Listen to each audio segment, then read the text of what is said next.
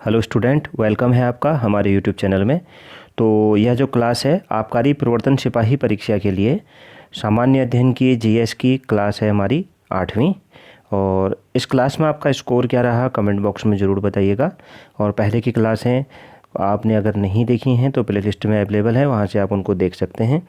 और यह जो क्लास है, इस क्लास में जो प्रश्न शामिल किए गए हैं सन 2000 से 2019 के बीच में उत्तराखंड में जितने भी ग्रुप सी एग्ज़ाम हुए हैं और उसके अंतर्गत जितने भी प्रश्न पूछे गए हैं सामान्य अध्ययन के अंतर्गत, उनकी यह क्लास है। इसमें हम लगभग 7 से 8 हज़ार प्रश्नों को एग्ज़ाम तक कंप्लीट करने की कोशिश करेंगे।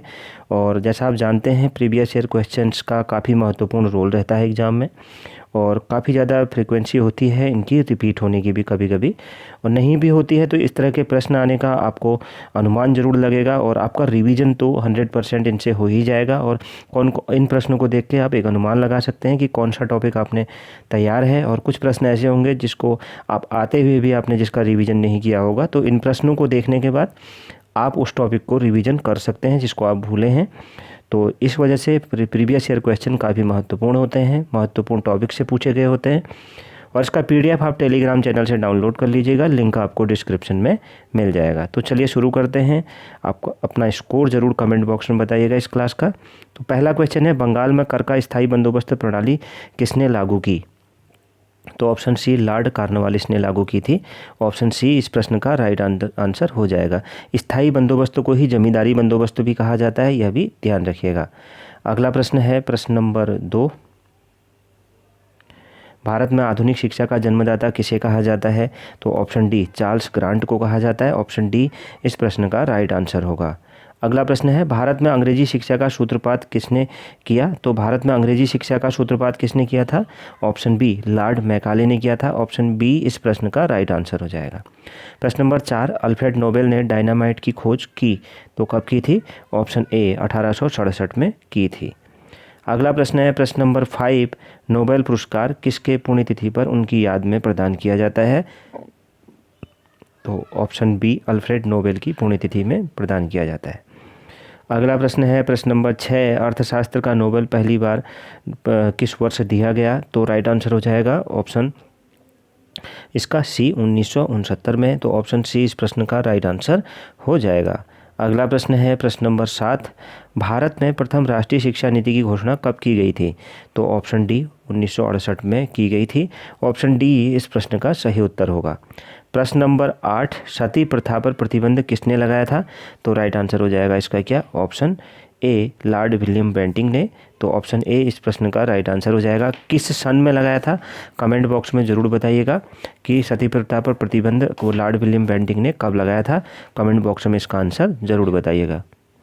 अगला प्रश्न है, बंगाल में द्वैत शासन की स्थापना किसने किया? तो राइट आंसर हो जाएगा ऑप्शन सी रॉबर्ट क्लाइव ने किया था। तो ऑप्शन सी इस प्रश्न का राइट आंसर हो जाएगा। प्रश्न नंबर 9 है, बंगाल में द्वैत शासन की स्थापना किसने किया? तो द्वैत शासन की स्थापना बंगाल में किसने किया था?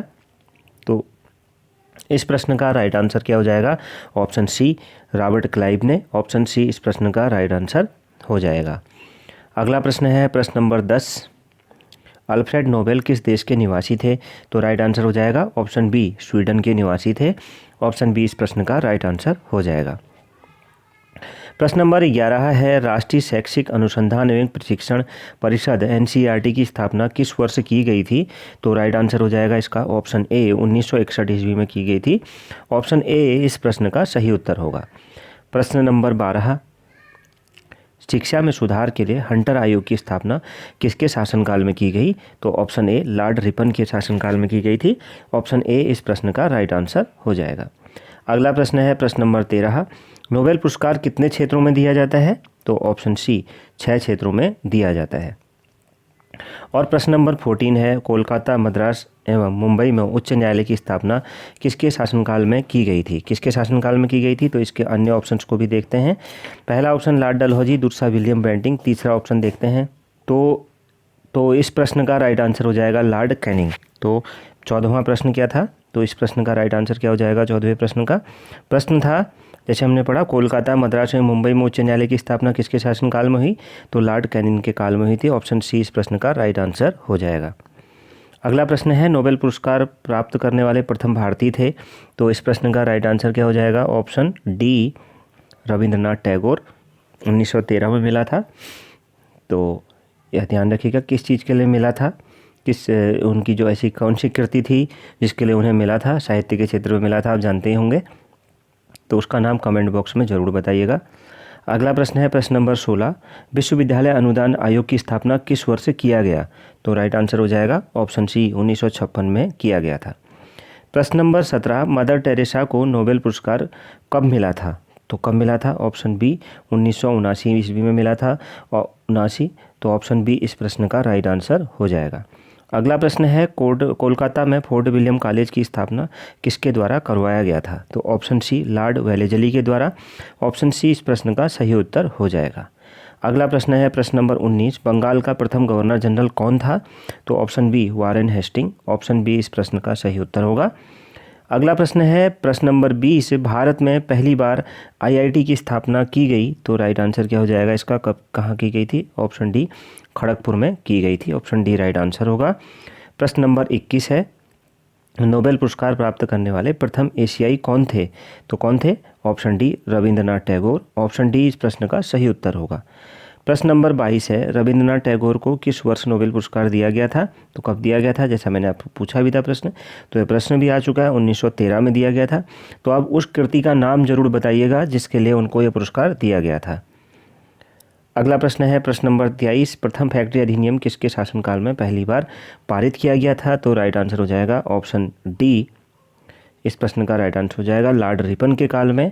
तो ऑप्शन डी इस प्रश्न का राइट आंसर हो जाएगा। और कब किया गया था यह अगर आपको मालूम हो तो ज़रूर बताइएगा। अगला प्रश्न है प्रश्न नंबर 24, डॉक्टर अमर्त्य सेन को किस वर्ष अर्थशास्त्र के लिए नोबेल पुरस्कार प्रदान किया गया? तो राइट आंसर हो जाएगा ऑप्शन सी, 1998 में प्रदान किया गया था। प्रश्न नंबर 25 है, भारत में स्थानीय स्वशासन के जनक कौन था?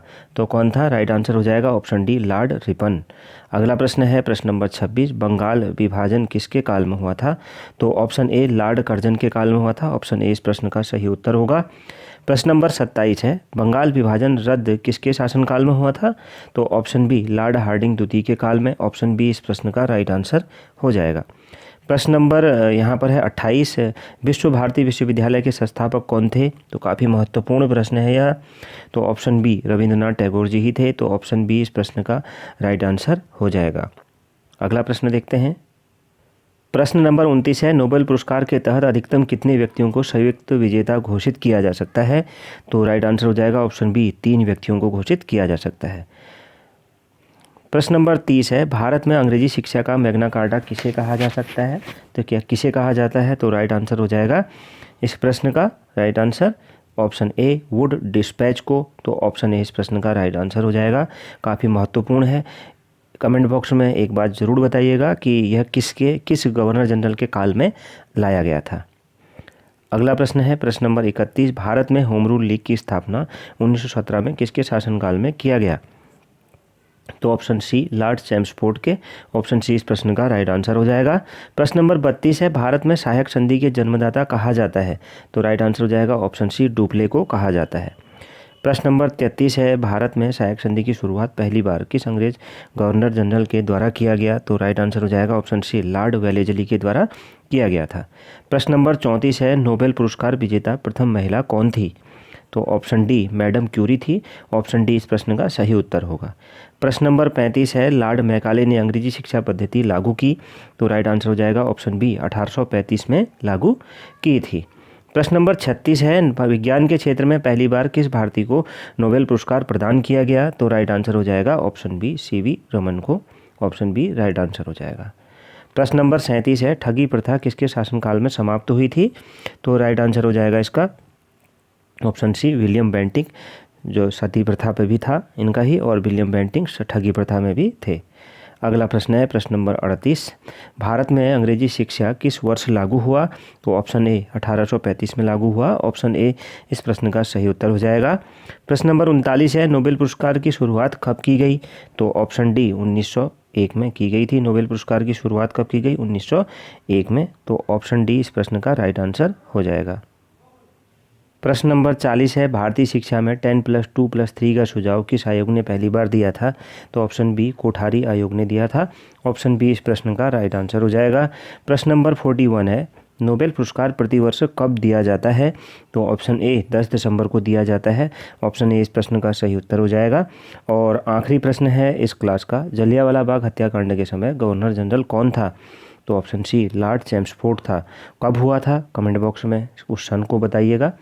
और इस क्लास में टोटल आपका स्कोर क्या रहा, कोई भी कमेंट बॉक्स में बताइएगा। मिलते हैं नेक्स्ट क्लास में। Thank you very much.